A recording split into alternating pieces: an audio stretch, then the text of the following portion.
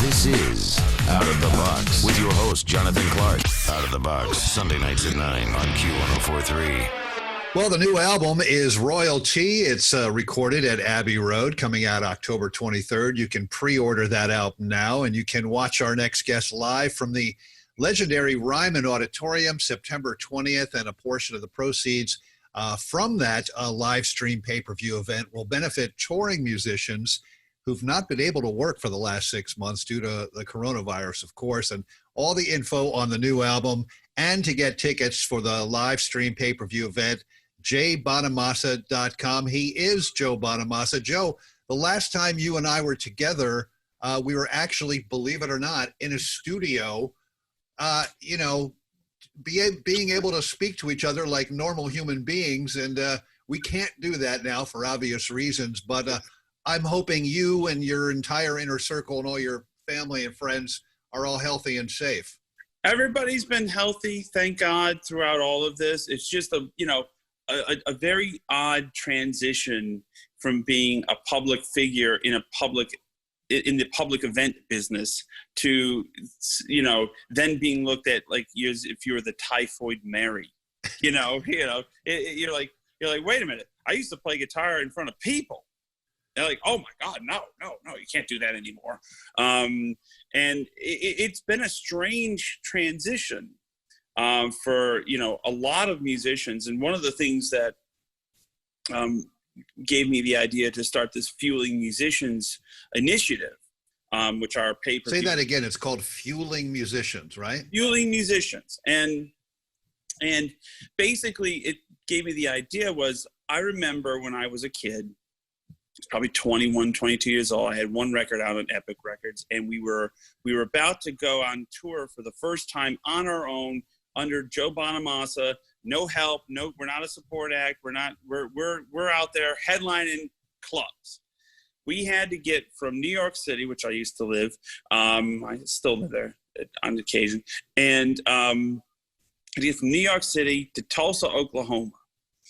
And what you don't factor in is the gas that is required to take a van and trailer and a couple of guys and a dream from New York City to Tulsa, Oklahoma. So when all of this started to happen, I said, it took me back 25 years going, well, musicians that are not as fortunate as I have been throughout my career are going to have to start touring again eventually. Now, if they live in Dallas and their first show is in Chicago, or if they live in New York City and their first, so what do you do? So to me, it's de facto tour support. So we give them $1,000 check and a $500 gas card. So the first round of hotels, a McDonald's value meal for $2.99, supersize it, I suggest. Hey, why not? And the first 1,000 miles is on me. And we've raised over $300,000 just in a few months. And through the Volkswagen, Fender, Gibson, Reverb, Chicago Music Exchange, and the generosity of the fans. So we're going to keep this thing going, because I thought we were going to just give out a bunch of money and then we're going to all go back to work. Wrong. We're going to keep this thing going because we need a second round. And I call it the Bonus stimulus package. That's very good. I love that. Well, that is so cool of you doing that, man. It's so great. And you were just speaking about touring and everything like that. It's, I've done a bunch of these Zooms with other artists and bands, since March. And we've all decided that, 2021, it's going to get pretty crowded on those highways going to concert venues with bands. And Greg Graffin, specifically of Bad Religion last week, said, if you're a creative person, this is a good time for you because, writing and recording songs like after a show on the road, it sounds romantic, but it's kind of hard to do that. You need the time to really sit and craft and explore your creative process. So how many albums will you have between now and next summer, Joe? I've been working a lot with Eric Gales, and I'm producing a record for him. So I've been writing a lot with Eric, a guy named Tom Hambridge, and Keb Mo has come in and really helped us get some really good songs for him. That's about all I've done. I have a record that we're going to make in New York City in January, but before the pandemic hit, I already kind of started putting songs together. But is fun. You know, like the weird thing is like a lot of my friends are like, I live in a house of guitars. I mean, look around. I mean, there's guitars on the wall. I mean, there's everywhere, you know, but a lot of my friends and I have been in the same boat. We are two-task entertainers, okay? Meaning we play guitar because we have a task and we have to entertain folks. You know, that's our job, is we entertain. So the notion of like, oh, people are just sitting at home playing all the time, and it's this explosion of, a lot of my friends, and me included, we've been pretty kind of like just laying low and dormant, you know. And I asked one of my friends who's in a huge band, I was like, "You've been playing?" He's like, "Not really, maybe 5-6 times in 5 months," and I'm like, yeah, it kind of makes sense, because without a purpose, you know, going, hey, let's got to get the chops back up. We're going to start rehearsals, and then we're going to go on tour, and then we're going to, you know, tour, and then that's when the real creativity playing wise starts, when you're on tour and you're playing every night, reacting to a crowd, which now seems like a very distant memory. You know, it's like Joe Bonamassa is his name. We're talking about his new album, Royalty. That's coming out October 23rd. And also the live stream and the pay-per-view, and coming from the legendary Ryman Auditorium in Nashville, happening on September 20th. Get all the info on both of those at jbonamassa.com. Joe, John, have you played the Ryman before? I think you must have, right, or no? This will be, we've played the Ryman 7 times before. We've played it 7 times since 2014, and we've done multiple night stands. We did it 3 nights a few years ago, 2 nights. Sometimes we'll just start the tour and we do 1 night on a Monday and just kind of head out for the summer. And this will be technically my 8th time playing the Ryman Auditorium, but I'm putting an asterisk on it, because there's going to be no people, just cardboard cutouts of fans who are going to make the donation to help the charity. And I'm calling this 7.5, you know? So I played it 7.5 asterisks, yeah, I get it. But it's such a great vibe, you know, and the reason why we chose the Ryman is because we're going to try to we want to be in a place where it has the most vibe, to where the band feels like we're performing. We know there's going to be tens of thousands of people out there watching, you know, and that's cool. But we also want to perform the best we possibly can without, you know, with obviously keeping everybody safe. You can't even put 100 people in there, but it's a perfect storm, because a lot of us live here, have places here. You don't have to travel. Safe for the band, safe for the crew, and an iconic venue. So it was a win-win. They say that some of the floorboards on the stage are from the original stage. Is that true? Yeah. Yes, and they run tours where they have a guitar up there on a stand, and you walk up there, and you'll stand in the circle where Hank Williams or Patsy Cline or you know, whatever, and you know, it's really an iconic venue. But some of the programming that they run through is they'll run a metal band through, you know, and you know, you just think like Hank Williams stood here and you know, Disturbed, you know, you're like, it just proves that music is music. It's a universal language, you know, and it's not just a country venue. It's not just a blues venue. It's like, you know, if you got a stage and a band that loves to play and a bunch of people that love the music, it's a win. We're speaking with Joe Bonamassa, and specifically about the event on September 20th at the Ryman Auditorium. It's a pay-per-view live streaming event with Joe and his band, and you're going to perform the new album Royalty in its entirety at that show, right? Yeah, we're gonna do In Order as it appears on the CD, and which is the first time we've ever done that. You know, normally when we go through a tour cycle and a new record, we'll pick 5 or 6 songs off the new record, and then. But this is the first time where we're gonna go in order, and we're sticking to the arrangements, give or take, on the album. And then we're gonna give ourselves an encore, because you can't really tell. And then we're gonna. Do you have somebody holding up lighters, maybe, or? Yeah. You know, get a couple of crew guys with their phones, you know, and just get back out there. And then we're gonna go back, and because this year is the 20th anniversary of my first solo record called A New Day Yesterday, we're going to go back and play a few choice cuts off of that record. And then there's going to be like an after show party where a bunch of our Keeping the Blues Alive and Feeling Musicians friends have donated tracks. So it's going to be like a 3-4 hour deal, which people can just watch, hopefully, you know, in the comfort of their own homes. And hopefully, well, if you live in New York City, it's a little bit difficult to turn it up so loud because you get the broomstick on the ceiling. But the idea is you play it loud and it'll sound and look just like a proper DVD in a concert. Well, you know, you mentioned this briefly before. You know, we've all been sort of watching, you know, baseball and hockey and NBA, and you see these electronic versions of fans in the stands. Now, your fans can sort of do this for this show, like they can sort of be in the audience and sort of be seen, right, or something? Yeah. I mean, there's 2,300 slots available for people that want to make a donation to the charity and buy the premium quality and resolution and everything.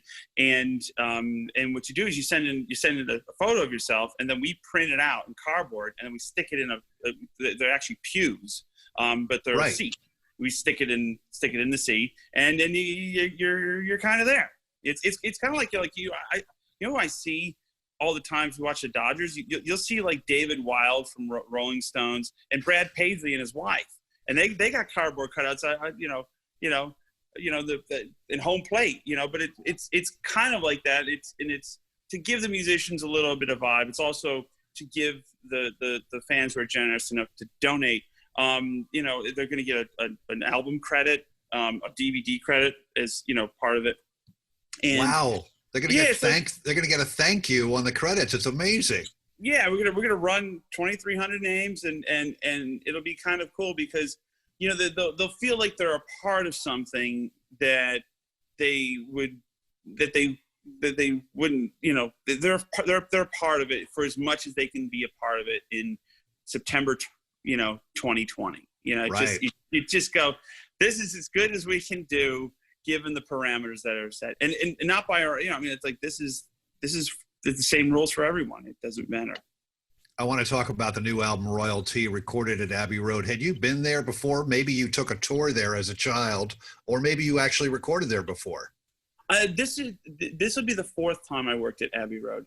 The first time I worked at Abbey Road I was invited by John Lord from Deep Purple to play on his final album. He knew he was ill at the time, and he wanted to finish this symphonic record. So next thing I know, I'm in the studio with the London Philharmonic, John Lord, Bruce Dickinson on vocals, and I'm playing guitar. I'm like, how did I get here? You know? And the second time I worked there, I worked with Bernie Mars, and the third time was where the whole idea of what we were, the whole idea of this album came from. Bernie Marsden, the legendary guitarist from Whitesnake, Pete Brown, the lyricist from a lot of Cream stuff like White Room, Sunshine of Your Love, and we were sitting there just talking. We're in Abbey Road Studio 2, and we're waiting on the late great Ginger Baker to show up because we were playing on this record, and we were just waiting. And I was just kind of like, you know, just going through the motions and making small talk. And I said, hey, you know what we should do? This would be great. I said, I'll come to London after my tour next year. We'll spend like 4 weeks. We'll write some songs, and let's record it here at Abbey Road. I got to make a new solo record anyway. This was 2018. Cut to 2019 summer. I'm there. We're writing. Got most of the record done. My drummer breaks his foot. Okay, we end up postponing the record till January 2020. Go back in January 2020, write a few more songs, and then we record the record that is now Royalty and from Abbey Road. And it was great because having the time to spend on it, immersing myself in English culture, living there off and on for 5 or 6 weeks while recording there, it really puts a fingerprint on the sound, and it did what it was supposed to do. It was supposed to sound like a British blues rock record, and just being there and recording it in those walls, you know, it was great. Well, people immediately think of the Beatles, but also Pink Floyd and so many other amazing artists have recorded there. Royalty. Now you could say royalty, or you could say royalty, but is there a product called royalty or no? No. Well, I'll tell you the story behind the song. I was waiting for my breakfast one morning because I get severely jet lagged going to Europe. I always have, always will. Can't figure out the thing. So I'm up at 6 o'clock, 7 o'clock, and I'm waiting for my breakfast. We're about the last couple of days of writing before we record the record. This is in January 8th. And I'm watching this show called Good Morning Britain, which is Piers Morgan and a couple of other hosts. And there's a woman that she's been on the show for a long time, but she just seems very annoyed by everything Piers says. Like just cannot, just like she tolerates him. And I was just on doing some interviews for the UK, and I'm like, yeah, we had him for 6 years and we gave him back, you know? And so it was the day that Prince Harry and Meghan Markle decided to leave the band. Meaning they were going to go to Toronto. They were leaving the royal family, and all I heard, it was just this. It was a monologue, diatribe, however you want to call it. And he would be saying this stuff, and then he would say royalty, royalty, and no sooner does he keep going on this. There's a knock on the door, and there's a cart. The breakfast comes in, and it's got a pot of tea. And I said, there's your sign, Mr. Bonamassa. So I immediately texted my friend Joanne Shawtaylor, and I said, is it appropriate if I write a song, you know, because my perpetual pessimism, I'm like, is it okay to write a blues song about how I think it's going to work out for old Harry in the end? And she's like, nah, have at him, you know. And I wrote this song, which is my thoughts and theories about how it's going to work out in the long term. And that's I wish them well. I wish them well, and I hope I'm wrong. But that's the name of the new album. Is there a song? And there's a song, Royalty, and that's the name of the album, right? That's the name of the record. So the idea, instead of calling it royalty, like in the classic sense of the word royalty, we called it royalty, spelled, you know, TEA. And that's the new album. That's the new album from Joe Bonamassa, come out October 23rd. You can pre-order that now. And you can watch the live stream, the pay-per-view event, September 20th, live from the Ryman auditorium. And you can get all the info on that on both the new album and the pay-per-view event at jbonamassa.com. Joe, I've always been wanting to ask you this because there have been a lot of white blues rock guitar players. I mean, you know, and I get it. I understand why those riffs that we've all, you know, grown to love from the 60s and 70s are ingrained in our brains. And there's been so many that have come and gone, some that are still here. But you, I mean, I know you're extremely talented. I know you have a great team behind you. But how is it that you have sort of stayed above that fray and have really, you know, I mean, you sell out these huge places all around the world. I mean, what do you think that is? I mean, aside from your talent and aside from your team, I mean, and my good looks, your movie star looks. You know what the thing is? I think my restless nature has kept it interesting for the fans. Is the problem with blues rock sometimes is it's a bit formulaic. In the sense, there's a husk of a song. Maybe the song could be better.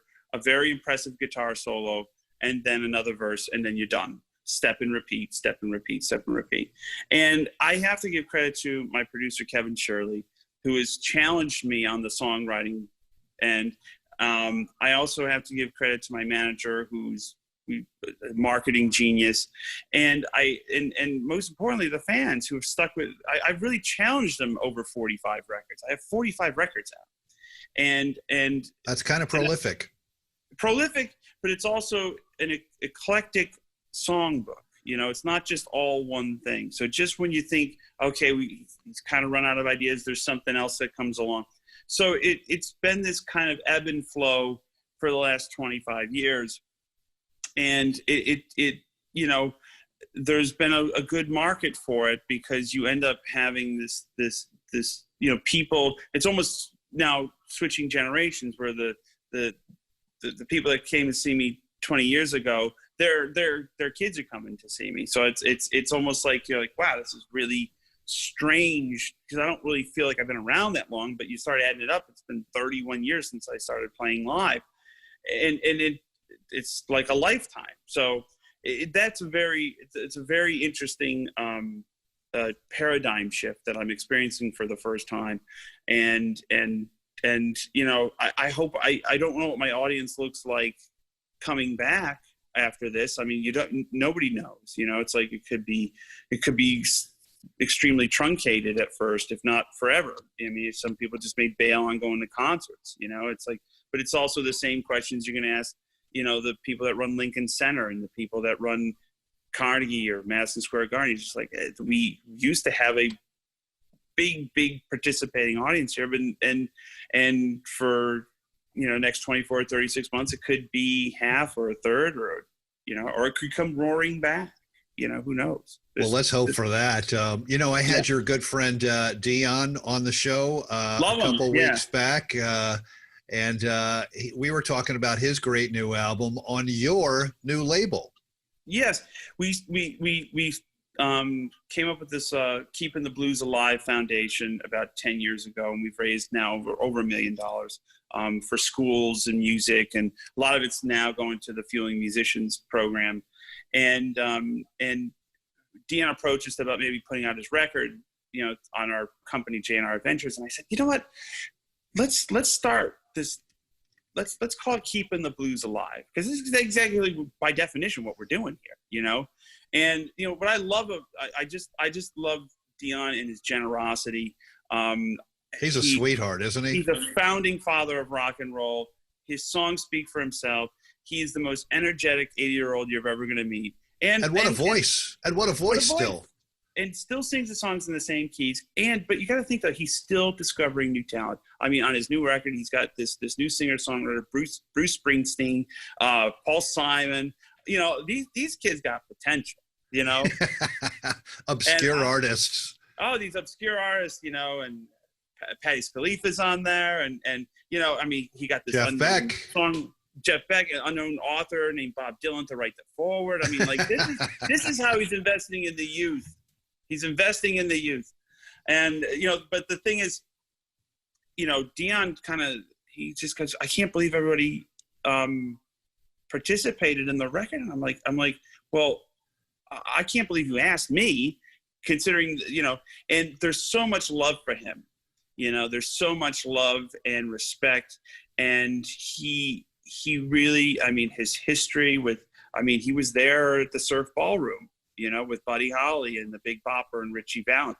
Just think about that. And then think about his songs and his career and how he went, you know, he went into gospel music. He rebelled against rock and roll, and then finally kind of came back. And, you know, it's just a wonderful life that he's you know, a wonderfully eclectic, interesting life, and his songs will be remembered forever. And like, he's that guy. He's an iconoclast type of artist, and we're just honored to put the record out for him. Joe Bonamassa is his name. The new album Royalty coming out in October, and the live pay-per-view streaming event from the Ryman Auditorium September 20th. You can get all the info and tickets and pre-order the album and everything like that at jbonamassa.com. Joe, first song you learned on the guitar? I learned Jimi Hendrix's version. Oh, I learned the version. I learned Voodoo Child, Jimi Hendrix, Slight Return. And I learned that, and then as it went on, people accused me of playing the riff wrong because they learned the Stevie Ray Vaughan version. And I said, no, the riffs are a little bit different. Stevie put a different twist on it. So I played the Jimmy version because that's the one I learned on. And that was the first song I ever learned note for note. Like I want to play this as if I'll never be Hendrix, but I just was like, I wanted to mimic Hendrix. First concert you ever saw? I was 6 years old. There used to be a place called Coleman's in Rome. And in 1983, the Dickie Betts solo band was touring with the Greg Allman solo band, but not as the Allman Brothers. So you had the Toller Brothers in Greg's band, and you had Warren Haynes, in Dickie's band, and then at the end they would come out and do like Mountain Jam or Whipping Post or something like that. I was 6 years old. My father snuck me into Coleman's in Rome because he used to play there. And I saw that, and I watched Dan Toller play a Sunburst Les Paul from the side of the stage, and it changed my life. And then I saw this guy with long hair playing a red Strat, and it was Warren Haynes, and I was like, boy, he can really sing, that guy, But you just go, it was just amazing, because I'm such a gear fanatic. It was the first time I saw Les Paul on stage in anger. It was the first time I saw a Hammond organ.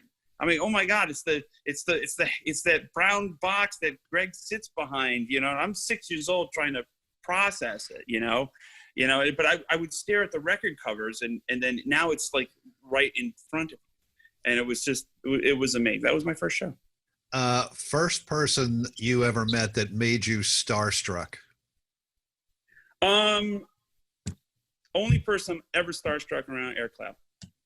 I'm sorry. I apologize to him. I'm a little starstruck around Dion just because of the reverence and the history.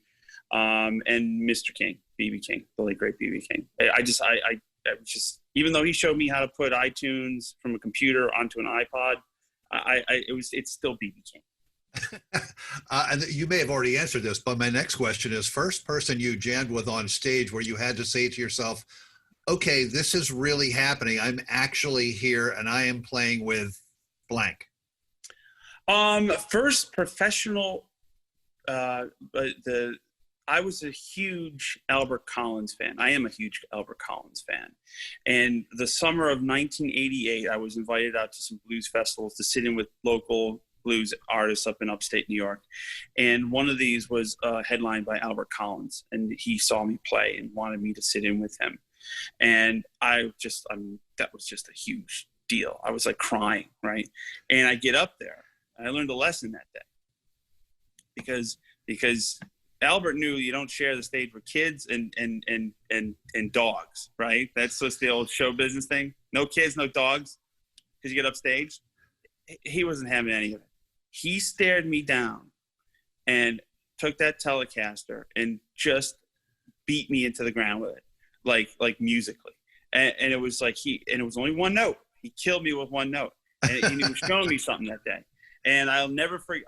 He was such a sweetheart of a guy, and he was such a wonderful talent. And he showed me, between him, Mr. King, and I would say George Thorogood early on, they showed me that the power of being an entertainer. And that's the notion. You can't just sit up there and play good music for people. You have to, has to be a visual element, and you have to, almost like being in radio, where you're pretending like you're having a conversation with one person, even though you have tens of thousands of people listening, millions of people listening. You're playing a show for one, but you just have all these people around. And that was the first time I really saw that and was cognizant of that. And it was Albert Collins. First person you couldn't believe gave you their cell phone number. God, I think it was my cell phone number. Jeez, that goes back. I think it was Peter Frampton. I was like, wow, I put them all in under aliases in case my phone gets hacked or my phone gets stolen, But I know who these people are, So I'm calling these weird names, Who's Claude? And I'm like, I don't know. Yeah, and then when the phone rings and you see that alias, it's like, oh yes, I have to remember that's actually. Yeah, like who is this? How many guitars do you have now? About 450. Oh, maybe. Yeah, it's around there. I mean, they're spread out in 3 different locations, so I haven't actually physically counted them. But in the inventory, it shows about 450. I'm high tech. I got a spreadsheet now. Is there one? There has to be one that you always go to, though, right? Still, a Gibson Les Paul. I mean, it's one of the things that's for the kind of music I play consistently. I can do it all on a Gibson Les Paul, and if I was playing a slightly different version or required a more strident sound, I'd pick up the Fender Stratocaster. They don't have to be old. They're tools. It's like you have a flathead screw and you're trying to use a Phillips head to turn it. Sometimes it just doesn't work, so you have to treat it like a toolbox. And then as the collector in me, I mean, that's when the addiction comes in, and that's not out of necessity or tools. That's just out of being a custodian of history and preserving this great American contribution to music. I mean, think about it. This was made in 1952, and it's still cool and relevant today. Imagine if Chevy was still making the same car they did in 1952 in 2020, and that's what people wanted. It's an astonishing time, and it's an astonishing type of collectible to be into, because of you're going, man, they're still chasing this 70 years later. And it's hard to believe it's a 70-year-old Les Paul. What is the golden god of the Les Paul? Is it a 58 or a 59? I can't remember which one. There's one though. It's a 58 or a 59, right? The Sunburst Les Pauls that they produced between mid-year 1958 through the end of 1960 are the holy grails. Now, the vernacular is all 59s are worth $500,000. They're not. There are some that are worth that much. Sonically, they blindfolded, they're all pretty much about the same. I mean, there's great guitars that are made in 58. There was great guitars made in 60. Great guitars in 59. The thing is, everybody wants a 59 Les Paul because Jimmy Page played a 59 Les Paul. Jeff Beck played a 59 Les Paul. Eric Clapton used a 59 Les Paul on the Beano album. So it's Duane Allman too, or no? Duane Allman had a head burst. He had 2 bursts. Dickie head burst. And I mean, it's like, it's a lot of your favorite guitar sounds from your classic rock era bands. If they played Les Paul, like Don Felder, Hotel California, 59 Les Paul, Joe Walsh, 60 Les Paul. He had multiple, but the Rocky Mountain Way was a 59, but then the ones you see him playing live it was a 60.